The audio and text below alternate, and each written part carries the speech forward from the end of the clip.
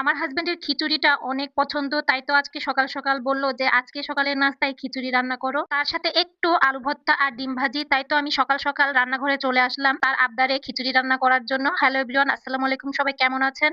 আজকে আপনাদের মাঝে একটা নতুন ব্লগ নিয়ে হাজির হলাম। শুরুতেই বলতেছি, আপনারা কে কে খিচুড়ি পছন্দ করেন অবশ্যই আমার কমেন্ট বক্সে জানিয়ে যাবেন। আমার তো খিচুড়ি অনেক পছন্দ, আর আমার হাসবেন্ড, আমার বাচ্চা সবাই কিন্তু খিচুড়ি খেতে অনেক ভালোবাসে। প্রথমে আগে চাল ডালটা খুব ভালোভাবে ধুয়ে নেব। আজকে খিচুড়িটা আমি রান্না করব শুধুমাত্র কলই ডাল দিয়ে, আর এই খিচুড়ির রান্নাটা আমি আমার শাশুড়ি মায়ের কাছ থেকে শিখেছিলাম। তো এই তো চুলাতে একটা হাঁড়ি বসিয়ে দিয়েছি, তার মধ্যে দিয়ে দিয়েছি বেশ খানিকটা সরিষার তেল। এবার দিয়ে দেবো পেঁয়াজ কাঁচামরিচ। আর হ্যাঁ, আজকে খিচুড়িটা কিন্তু আমি কষিয়ে রান্না করব, আর কষিয়ে রান্না করলে এই খিচুড়ির স্বাদটা যে এত মজা লাগে। আমার যেহেতু নতুন সংসার, তাই এখানে আমার অনেক জিনিসপত্রই নাই, তাই আজকে আমি আদা রসুনটা থেতলিয়ে নিলাম। আদা রসুনটা থেতলিয়ে নিয়েছি। এরপর পেঁয়াজ কাঁচামরিচ হালকা ভাজা হয়ে গেলে এর মধ্যে আদা রসুনটা দিয়ে দেবো। তারপর খানিকটা ভাজা ভাজা করে এর মধ্যে দিয়ে দেবো হলুদ গুঁড়া, মরিচ গুঁড়া, ধনিয়ার গুঁড়া, গরম মসলা, তেজপাতা, লবণ। তারপর অনেকখানি কষিয়ে নিব। তারপর কষিয়ে এর মধ্যে দিয়ে দিব চাল ডাল ধুয়ে রাখা। এরপর চাল ডাল দিয়ে মিক্স করে নিব। মূলত এই খিচুড়িটার স্বাদ নির্ভর করে কষানোর উপরে, যত কষানো যাবে খিচুড়ির স্বাদ ততই বেশি হবে। তাই তো বেশ খানিকটা সময় নিয়ে খুব ভালোভাবে কষিয়ে নিচ্ছি। আর আজকে যেহেতু খিচুড়ির সাথে আমি আলু ভর্তা করব, তাই ওদিকে মাল্টি কুকারে আমি আলু সিদ্ধ বসিয়ে দিয়েছিলাম।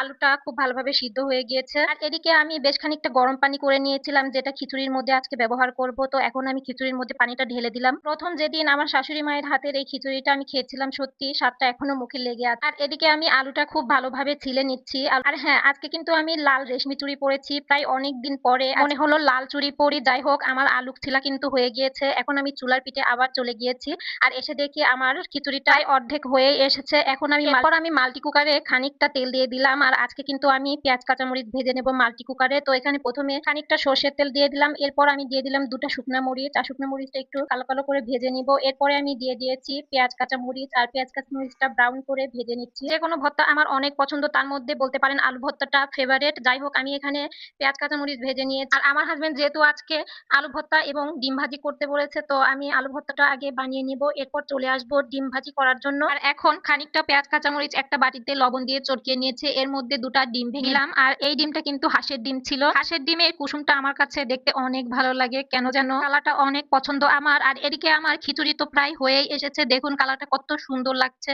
অনেক লোভনীয় হয়েছে। এরপর আমি চলে আসলাম মাল্টি কুকারে ডিম ভাজি করার জন্য। আজকে প্রথম ভাজতেছি, কেমন হবে দেখার জন্য।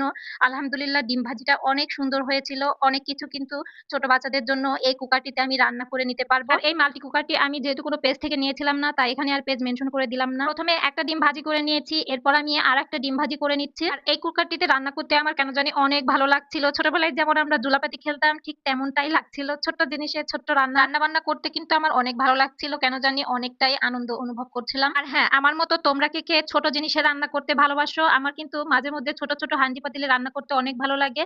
আর এদিকে আমার খিচুড়িটা তো অনেক সুন্দর হয়েছে, দেখুন কতটা কালারফুল হয়েছে, আর খেতেও কিন্তু অনেক মজা হয়েছে। তাই সবাই মিলে একসাথে খেতে বসে পড়লাম। যে কোনো জিনিস রান্না করলে আমি প্রথমে আমার হাজবেন্ড এবং বাচ্চাদেরকে দেই, তারপরে আমি খাই। তো আমার হাজবেন্ড খেয়ে তো অনেক প্রশংসা করেছে যে আজকে খিচুড়িটা অনেক মজা হয়েছে। আর আমার এই রান্নার ব্লগটি আপনাদের কার কার ভালো লেগেছে অবশ্যই কমেন্ট করে জানাবেন। পরিবারের সবাই মিলে একসাথে বসে খাওয়ার আনন্দটাই কিন্তু আলাদা, তাই তো আমি তাদের সাথেও একসাথে বসে পড়লাম খেতে। প্রথমে একটু ডিম ভাজি, তারপরে আলু ভর্তা, আর দুটা একসাথে মিক্স করে খেতে যে কত মজা লাগছিল।